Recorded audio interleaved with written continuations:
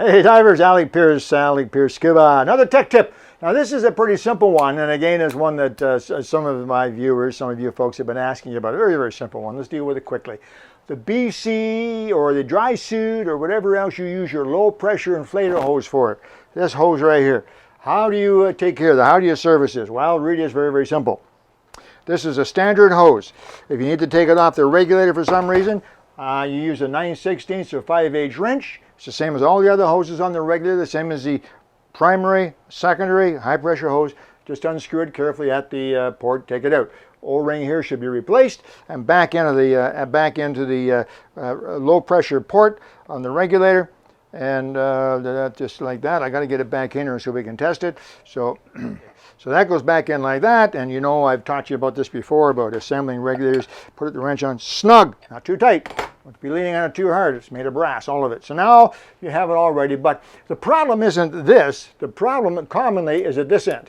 This is the inflator end. You see there's a little pullback, snap-on, or quick detach is the proper term.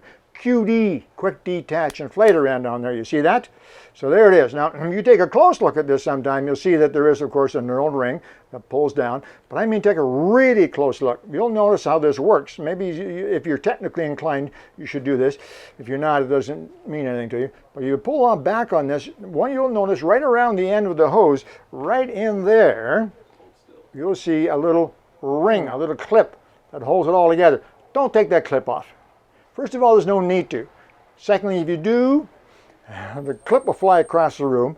There's 3 or 4 or 5 little tiny ball bearings in there. They fly across. You'll never find them. Guaranteed. There's a spring, and you don't need to. All you need to do with that is you put a bit of oil on it. Now you can use a little bit of silicone spray if you like. You can actually use a little bit of WD-40. This is not going to be anywhere near breathing air. So you can put a little bit of WD-40 on there and you're all set. That takes care of that. Clean it up. Sometimes these get sticky. You have not been rinsing your regulator. Soak this in hot water, bit of detergent, soak it really well, move this back and forth a few times, then it'll work. Take it out, bit of WD-40, start rinsing it. However, sometimes it leaks. Sometimes when you turn the air on, these leak a little bit. And that's a bit of a nuisance because what happens is with these is that first of all, it loses air. And secondly, it tends to blow up your BC. So how do you fix that? This is really the most important step. And your serviceman at your dive store should be doing this every time he services your rig. Down inside, if you look down inside there, you will see, gosh, that looks just like the tires on my bicycle. Because it is. It's exactly the same. Down inside, let me get it out of there. You take a proper tool, which you can pick up at Harbor Freight, Canadian Tire, Home Depot, maybe not Home Depot, all those places. Although I noticed the other day that Costco and now has automotive products. But anyway, you can put that down in there and take that out. So this is a Schrader valve or valve core. Sometimes it's called valve core. You unscrew it like that and it should come out. Oh, it didn't. Well, try tipping it upside down. Oh, there it is. There's a little valve core. Can you see that, Kevin? I'm going to hold it there. Little valve core. You see it? A little tiny spring-loaded thing with that red thing is a seal, and it's got threads on it too. Same one that you use at your bicycle. In fact, if you need to replace this, you can get them at the dive store, and at the dive store they'll cost about $2.50. Or you can go to Harbor Freight, Auto Supply, Canadian Tire, any of those places, and you can get these. You can get about 10 of them for $2.50. So take it, and now don't lose this. Don't set this on your bench or drop it anywhere around. Put it straight into the garbage. Gone. Because this one's used. You don't want that one. Okay, so I'll put it on the bench. And get your new one that you just picked up. Make sure that's nice and clean.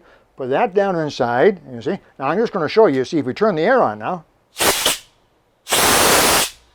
See? Even ruffles up my long hair. So that's what that does. This traps the air. And you put the new one down inside there.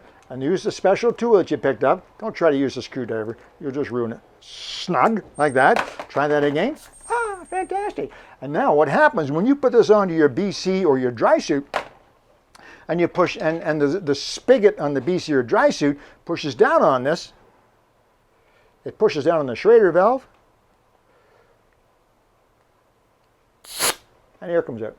It holds that down. So that's all there is to it.